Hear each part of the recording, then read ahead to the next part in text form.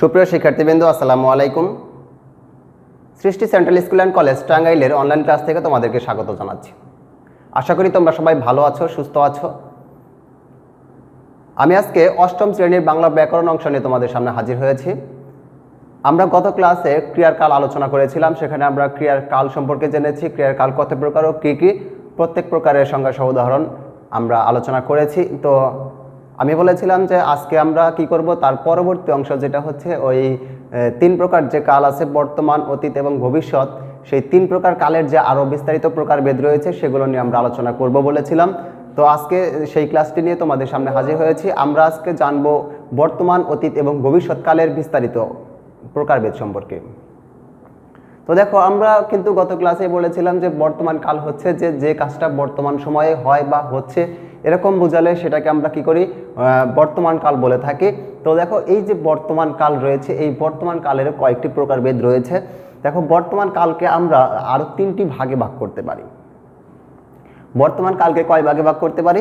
বর্তমান কালকে আমরা তিনটি ভাগে ভাগ করতে পারি। তা কি কি? দেখো, বর্তমান কালকে আমরা যে তিনটি ভাগে ভাগ করতে পারি সে তিনটি হচ্ছে যে, এক নম্বরে হচ্ছে সাধারণ বর্তমান কাল, তারপর হচ্ছে ঘটমান বর্তমান কাল এবং হচ্ছে পুরাঘটিত বর্তমান কাল। তাহলে আমরা বর্তমান কালকে এই তিনটি ভাগে ভাগ করতে পারি, যেটা হচ্ছে সাধারণ বর্তমান, ঘটমান বর্তমান এবং পুরাঘটিত বর্তমান কাল। এই তিনটি কালে ভাগ করতে পারি। তো দেখো, আমরা এখন এই তিন প্রকার নিয়ে আলোচনা করব। সাধারণ বর্তমান কাল বলতে আমরা কি বুঝি? বর্তমান কাজগুলো সবগুলোই বর্তমান সময়ে হয়, তবে এই হওয়ার মধ্যে কিছুটা ভিন্নতা রয়ে গেছে। যেমন দেখো, যদি বর্তমান সময়ে সাধারণভাবে কোনো একটা কাজ ঘটে, সাধারণভাবে যদি বর্তমান সময়ে কোনো একটা কাজ ঘটে, তাহলে তাকে আমরা কি করি, সাধারণ বর্তমান কাল বলি অথবা নিত্যবৃত্ত বর্তমান কাল বলি। সাধারণ বর্তমান কালকে আমরা নিত্যবৃত্ত বর্তমানও বলে থাকি। সাধারণভাবে যদি কোনো কাজ হয়, যেমন আমি বললাম যে আমি বিদ্যালয়ে যাই, আমি বিদ্যালয়ে যাই, এখানে আমি বিদ্যালয়ে যাই। দেখো, সাধারণভাবে এখানে কিন্তু একটা কাজ হচ্ছে। সাধারণভাবে যেহেতু এখানে একটা কাজ হয় বলা হয়েছে, অতএব আমি বিদ্যালয়ে যাই এই বাক্যটি সাধারণ বর্তমান কালের বাক্য এবং এই ক্রিয়াটি হচ্ছে সাধারণ বর্তমান কালের ক্রিয়া। তারপর দেখো, সকালে সূর্য ওঠে, এটাও কিন্তু একটা সাধারণ, প্রতিদিনই নিয়মিত ওঠে, এটা নিয়মিত ওঠে, এটা একটা চিরন্তন সত্য কথা। যে চিরন্তন সত্য যদি কোনো বাক্য থাকে তাহলেও সেটা কি হবে, সাধারণ বর্তমান বা নিত্যবৃত্ত বর্তমান কাল হবে। নিত্যবৃত্ত মানে যেটা নিয়মিত হয়, এই যেটাও কিন্তু এই সূর্য ওঠে এটা কিন্তু নিয়মিত হয়ে থাকে, যার কারণে আমরা কি করতে পারি, নিত্যবৃত্ত বর্তমানও বলতে পারি। তাহলে আমরা জানলাম যে সাধারণভাবে যদি কোনো কাজ হয় বা তাহলে তাকে আমরা কি করি, সাধারণ বর্তমান বা নিত্যবৃত্ত বর্তমান কাল বলি। তো দেখো, তারপরে যেটা রয়েছে ঘটমান বর্তমান কাল। ঘটমান শব্দের অর্থ হচ্ছে যেটা চলতেছে, চলমান। তাহলে ঘটমান বর্তমান কাল কি হতে পারে? ঘটমান বর্তমান কাল বলতে আমরা বুঝবো যে কাজটা বর্তমান সময়ে চলছে এরকম বোঝায়। ঘটমান মানে যেহেতু চলমান, মানে কাজটা কি হবে, চলতে থাকবে। তাহলে বর্তমান সময়ে যদি কোনো কাজ চলছে এরকম বোঝায়, তাহলে সেটাকে কি করব, আমরা ঘটমান বর্তমান কাল বলবো। দেখো, ছেলেরা ফুটবল খেলছে, তার মানে খেলার কাজটা কিন্তু চলতেছে। যেহেতু খেলার কাজটা এখানে চলতেছে, তাহলে এটা হচ্ছে কি, কোন কালের ক্রিয়া? ঘটমান বর্তমান কালের ক্রিয়া। তারপরে আমার ছোট ভাই লিখছে, এই লেখার কাজটাও কিন্তু এখানে কি হচ্ছে, চলতেছে। তাহলে যেহেতু এখানে এই লেখার কাজটা চলছে, অতএব এটা হচ্ছে কি, ঘটমান বর্তমান কাল।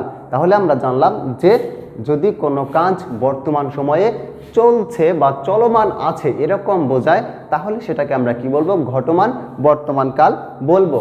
এবং তৃতীয়ত যেটা হচ্ছে পুরাঘটিত বর্তমান কাল। পুরাঘটিত বর্তমান কাল বলতে আমরা যেটা বুঝি সেটা হচ্ছে যে কাজটা কিছু আগে শেষ হয়ে গিয়েছে। পুরাঘটিত বর্তমান হচ্ছে যে কাজটা কি হয়ে গেছে, কাজটা এখন চলছে না বা হয় না, কাজটা কিছু আগেই শেষ হয়ে গেছে কিন্তু তার ফল এখনো বিদ্যমান রয়েছে। যে কাজটা কিছু আগে শেষ হয়ে গিয়েছে কিন্তু তার ফল এখনো রয়েছে, তাকে আমরা কি বলবো, পুরাঘটিত বর্তমান কাল বলবো। যেমন দেখো, আমি এতক্ষণ বাংলা পড়লাম। আচ্ছা, তুমি যদি কিছুক্ষণ আগে বাংলা পড়ে থাকো, তাহলে কি তোমার সেই পড়ার ফলটা তোমার এখন বিদ্যমান রয়েছে না? হ্যাঁ, রয়েছে।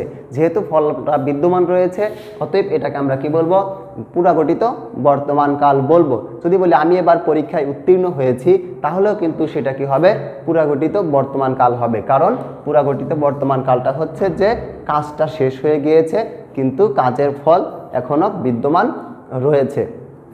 তো তাহলে আশা করি বর্তমান কাল সম্পর্কে তোমাদের সুস্পষ্ট ধারণা হয়েছে। সাধারণ বর্তমান কাল একটা সাধারণভাবে কাজ হয়, আর ঘটমান বর্তমান কাল যেটা সেটা হচ্ছে কি কাজটা চলতে থাকে বর্তমান সময়, এবং পুরাগঠিত বর্তমান হচ্ছে যে কাজটা কিছু আগে শেষ হয়ে গিয়েছে কিন্তু তার ফল এখনো রয়েছে, এরকম বোঝালে সেটাকে আমরা কি বলবো, পুরাগঠিত বর্তমান কাল বলবো। তারপর আমরা চলে যাব এখন অতীতকালে। অতীতকাল বলতে আমরা যেটা বুঝি সেটা হচ্ছে যে কাজটা অতীতেই শেষ হয়ে গিয়েছে, যে কাজটা আগেই শেষ হয়ে গিয়েছে সেই কাজকে আমরা কি বলি, অতীতকাল বলে থাকি। তো দেখো অতীতেই শেষ হয়ে গিয়েছে বলতে লক্ষ্য করো, এই অতীতকালটাকে আমরা আবার কয়টি ভাগে ভাগ করেছি। দেখো অতীতকালকে আমরা এখানে ক, খ, গ, ঘ 4টি ভাগে ভাগ করেছি। বর্তমান কাল ছিল কয় প্রকার, 3 প্রকার, কিন্তু অতীতকালে এসে এখানে কয় প্রকার হয়েছে, অতীতকালে এসে 4 প্রকার হয়েছে। লক্ষ্য করে একটা জিনিস, এখানে নিত্যবৃত্ত অতীতকালটা আলাদা করে দেখানো হয়েছে, কিন্তু এই বর্তমানকালে সাধারণ বর্তমানকালের সাথে নিত্যবৃত্ত বর্তমানটা একত্রিত করে দেখানো হয়েছিল, তাছাড়া অন্য কোনো পার্থক্য কিন্তু এখানে আমরা দেখছি না। তো তাহলে আমরা অতীতকালকে কয়টি ভাগে ভাগ করতে পারি, অতীতকালকে আমরা 4টি ভাগে ভাগ করতে পারি। 4টি ভাগে ভাগ করতে পারি, সেটা কি কি লক্ষ্য করো, একেবারে হুবহু একই নাম, সাধারণ অতীতকাল। সাধারণ অতীতকাল, দেখো আমরা যখন বর্তমান কাল পড়েছি তখন কিন্তু সাধারণ বর্তমান কাল সম্পর্কে আলোচনা করেছি। সেখানে আমরা কি পড়েছি, যে বর্তমান সময়ে সাধারণভাবে যদি কোনো কাজ হয় তাহলে সেটাকে আমরা কি বলি, সাধারণ বর্তমান। ঠিক একই রকমভাবে এই অতীতকালে যদি সাধারণভাবে কোনো কাজ চলে এরকম বোঝায়, যে অতীতকালে সাধারণভাবে কোনো কাজ হয়েছে এরকম যদি বোঝায় তাহলে আমরা সেটাকে কি করি, সাধারণ অতীতকাল বলি। যেমন আমি খেলা দেখে এলাম, তার মানে আমার খেলা দেখার কাজটা কিন্তু শেষ হয়েছে কালে, তাই না? যদি আমরা বলি সে গতকাল গিয়েছিল, তার মানে কি কাজটা শেষ হয়ে গিয়েছে এরকম বোঝানো হয়েছে। অতএব কি হবে, সাধারণ অতীতকাল। সাধারণভাবে অতীতকালে কোনো কাজ হয়েছে এরকম বোঝালে সেটাকে আমরা সাধারণ অতীতকাল বলবো। দ্বিতীয়ত যেটা হচ্ছে ঘটমান অতীতকাল। ঘটমান বলতে আমরা আগেই বলেছি, ঘটমান হচ্ছে যে কাজটা চলতেছে এরকম বোঝায়। তাহলে যদি আমরা দেখি যে অতীতকালে কোনো একটা কাজ চলছিল, অতীতকালে কোনো একটা কাজ চলতেছিল এরকম যদি বোঝায় তাহলে সেই ক্রিয়ার কালকে আমরা কি বলবো, সেই ক্রিয়ার কালকে আমরা বলবো ঘটমান অতীতকাল। কি বললাম, যে অতীতকালে কোনো কাজ চলছিল এরকম বোঝালে সেটাকে আমরা বলবো ঘটমান অতীতকাল। যেমন দেখো সুমন বই পড়ছিল মানে কাজটা অতীতকালে হচ্ছিল, চলতেছিল, কাজটা অতীতকালে চলতেছিল এরকম বোঝানো হয়েছে। অতএব এই সুমন বই পড়ছিল এই বাক্যটি হচ্ছে ঘটমান অতীতকালের বাক্য, এই পড়ছিল ক্রিয়াটি হচ্ছে ঘটমান অতীতকালের ক্রিয়া। তারপরে দেখো সে ঘুমাচ্ছিল, তার মানে তার কিন্তু ঘুমানোর কাজটাও কিন্তু চলতেছিল। দেখো দুটি বাক্যের মধ্যেই কিন্তু কাজটা কি হচ্ছিল, কাজটা চলতেছিল। তাহলে আমরা জানলাম অতীতকালে যদি কোনো কাজ চলছিল এরকম বোঝায় তাহলে সেই ক্রিয়ার কালকে আমরা কি বলবো, ঘটমান অতীতকাল বলবো। তৃতীয়ত যেটা হচ্ছে পুরাঘটিত অতীতকাল। পুরাঘটিত অতীতকাল বলতে লক্ষ্য করো, আমরা যখন এই সাধারণ পুরাঘটিত বর্তমান কাল বলেছি সেখানেও কিন্তু কাজটা আগেই শেষ হয়েছে কিন্তু ফল বিদ্যমান রয়েছে। তো অতীতকালেও কিন্তু কাজটা আগেই শেষ হয়। তো এই পুরাঘটিত অতীতকালের কাজটাও আগেই শেষ হয়ে গিয়েছে, কিন্তু সেটার মধ্যে একটু পার্থক্য হচ্ছে যে ক্রিয়ার কাজটি বা যে বাক্যের ক্রিয়াটি অনেক আগেই শেষ হয়ে গিয়েছে, তারপরেও কিছু কাজ সংগঠিত হয়ে গেছে এরকম যদি মনে হয় তাহলে সেটাকে আমরা কি বলবো, পুরাঘটিত অতীতকাল বলবো। যেমন লক্ষ্য করো, আমি তাকে ভাত খেতে দেখেছিলাম, তাকে ভাত খেতে দেখেছিলাম। তো দেখো আমি তাকে ভাত খেতে দেখেছিলাম মানে অনেক আগেই কিন্তু ভাত খেতে দেখেছিলাম, আমার দেখার কাজটা অনেক আগেই শেষ হয়ে গিয়েছে, তারপরেও এই ভাত খেতে দেখেছি তারপরেও কিন্তু হয়তোবা তিনি আরও অনেক কাজ করেছেন, তার মানে এটা আমি অনেক আগেই দেখেছিলাম। যে কাজটা অনেক আগেই শেষ হয়ে গিয়েছে এরকম বোঝায় তাকে আমরা কি বলবো, পুরাঘটিত অতীতকাল বলি। আমরা যদি বলি যে আমরা রাজশাহী গিয়েছিলাম অনেক আগে, তারপর আর অনেক জায়গায় হয়তো গিয়েছি আর অনেক কাজ করেছি, তাই না?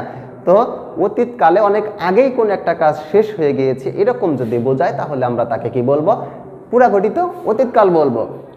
চতুর্থ গ নাম্বার যেটা, সেটা হচ্ছে নিত্যবৃত্ত অতীতকাল। দেখো নিত্য মানে হচ্ছে কি সবসময়, নিত্য শব্দটির অর্থ হচ্ছে, এই নিত্য শব্দের অর্থ হচ্ছে কি সবসময়।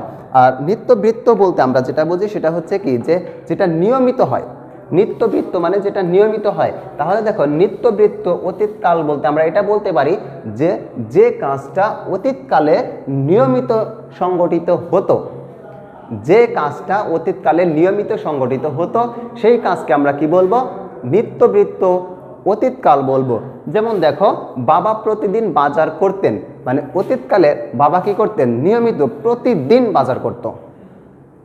তারপরে আমরা রোজ সকালে নদী তীরে বেড়াতে যেতাম, আমরা রোজ সকালে নদী তীরে বেড়াতে যেতাম, তার মানে প্রতিদিন সকালবেলা আমরা নিয়ম করে কি করতাম?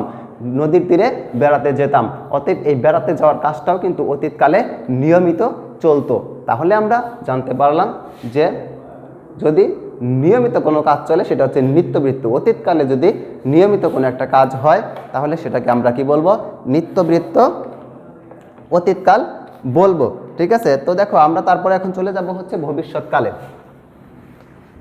ভবিষ্যৎকাল কিন্তু গত ক্লাস আলোচনা করেছিলাম যে ভবিষ্যৎকাল হচ্ছে সেটা যে কালটা আমরা কি করি? যে এখনো সংগঠিত হয়নি, পরে সংগঠিত হবে। যে কাজটা এখনো সংগঠিত হয়নি পরে সংগঠিত হবে, এরকম বলেছিলাম, তাই না? তো দেখো ভবিষ্যৎকাল পড়বো আমরা। ভবিষ্যৎকাল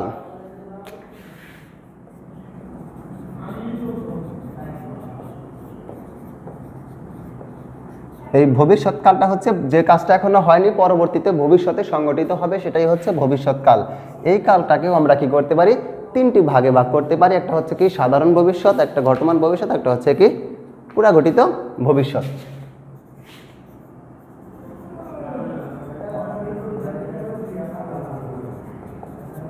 সাধারণ ভবিষ্যৎ।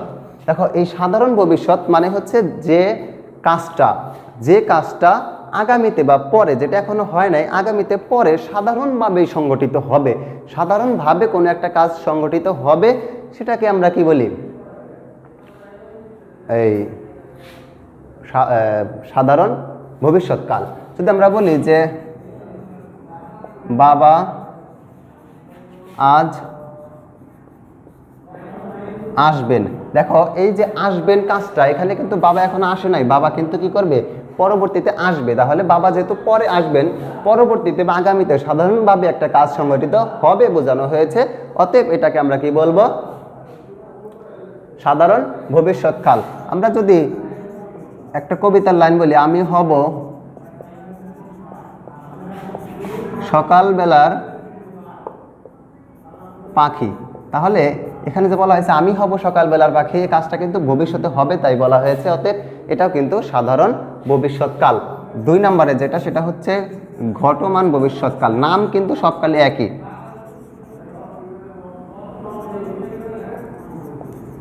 ঘটমান ভবিষ্যৎ, যে কাজটা ভবিষ্যতে শুরু হয়ে চলতে থাকবে, যে কাজটা ভবিষ্যৎকালে শুরু হয়ে চলতে থাকবে, এরকম যদি বোঝানো হয় তাহলে তাকে আমরা কি বলবো? ঘটমান ভবিষ্যৎকাল বলবো। ঠিক আছে, দেখো আমি যদি বলি যে সুমন পড়তে থাকবে, তার মানে কি করবে? সুমন একটা কাজ শুরু করবে ভবিষ্যতে, সেই কাজটা কি করবে? চলতে থাকবে। যদি বলি যে মনীষা দৌড়াতে থাকবে, মনীষা দৌড়াতে থাকবে, দেখো এখানে সুমন পড়তে থাকবে, কাজটাও পরবর্তীতে ভবিষ্যতে চলতে থাকবে। তারপর হচ্ছে মনীষা যে দৌড়াবে, সেই দৌড়ানোর কাজটাও কিন্তু পরবর্তীতে কি হবে? চলতে থাকবে, তাই না? তাহলে দেখো এই যে বাক্যের ক্রিয়াটা ভবিষ্যৎকালে আরম্ভ হয়ে চলতে থাকবে এরকম বোঝায়, সেই ক্রিয়াকে আমরা কি বলি? ঘটমান ভবিষ্যৎকালের ক্রিয়া বলবো।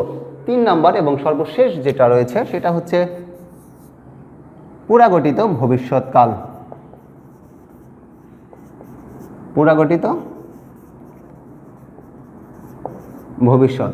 দেখো পুরাগঠিত ভবিষ্যৎকাল হচ্ছে যে ক্রিয়া সম্ভবত ঘটে গিয়েছে এরকম বোঝাতে সেটি বোঝাতে সাধারণ ভবিষ্যৎকাল বোধক শব্দ ব্যবহার করা হয় এবং তার কালকে আমরা কি পুরাগঠিত ভবিষ্যৎকাল বলে থাকি। মানে যে কাজটা সংঘটিত হয়ে গিয়েছে এরকম যদি বোঝায়। তো দেখো আমরা যদি বলি যে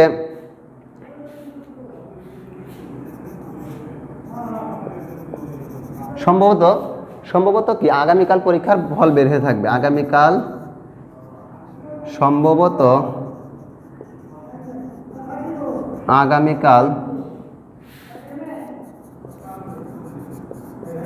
পরীক্ষার ফল বের হয়ে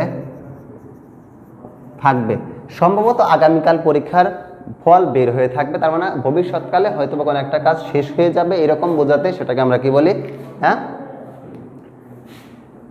পুরাগঠিত ভবিষ্যৎকাল বলে থাকি। আমরা বলতে পারি তুমি হয়তো এই কথা বলে থাকবে, কাঞ্চন বোধ হয় কঠিন অঙ্কটা বুঝে থাকবে। কাঞ্চন বোধ হয় কঠিন অঙ্কটা বুঝে থাকবে। তার মানে আমরা জানলাম যে যদি ভবিষ্যৎকালে কোনো একটা কাজ শেষ হয়ে গিয়েছে এরকম বোঝা, শেষ হয়ে থাকবে এরকম বোঝায়, তাহলে আমরা সেটাকে কি বলি? পুরাগঠিত ভবিষ্যৎকাল। যে সম্ভবত যে ক্রিয়াটি ঘটে গিয়েছে এটি এরকম বোঝাতে সাধারণ ভবিষ্যৎকালবোধক শব্দ ব্যবহার করা হয়। এমন হলে আমরা তার কালকে কি করব? যে পুরাগঠিত ভবিষ্যৎকাল বলবো। তো আমরা ভবিষ্যৎকাল আলোচনা শেষ করলাম। 1 নম্বর হচ্ছে সাধারণ ভবিষ্যৎ, যেটা হচ্ছে কি এই সাধারণভাবে ভবিষ্যতে কোনো একটা কাজ হবে, আর ঘটমান ভবিষ্যৎ হচ্ছে ভবিষ্যৎকালে কোনো একটা কাজ শুরু হয়ে চলতে থাকবে। আর পুরাগঠিত ভবিষ্যৎ যে এটা হচ্ছে ভবিষ্যৎকালে শুরু হয়ে শেষ হয়ে থাকবে এরকম যদি বোঝায়, তাহলে সেটাকে আমরা কি বলি? পুরাগঠিত ভবিষ্যৎকাল বলি। তো দেখো আমরা কিন্তু একে একে এই 3 প্রকার অতীত, বর্তমান, অতীত, ভবিষ্যৎ এই 3 প্রকার কালেরই বিস্তারিত আলোচনা করেছি। তো আশা করি তোমাদের আর এই ক্রিয়ার কাল সম্পর্কে কোনো সমস্যা থাকার কথা না। তারপরে যদি তোমাদের কারো সমস্যা থাকে তাহলে সে সমস্যা আমার সাথে শেয়ার করবে, আমি তোমাদের সমস্যার সমাধান করে দেব ইনশাআল্লাহ। তো আজকের ক্লাসের সময় একেবারে শেষ প্রান্তে চলে এসেছি। দেখা হবে পরবর্তী ক্লাসে অন্য কোনো একটা টপিকস নিয়ে। সে পর্যন্ত তোমরা সবাই ভালো থাকো, সুস্থ থাকো। ধন্যবাদ সবাইকে। আসসালামু আলাইকুম।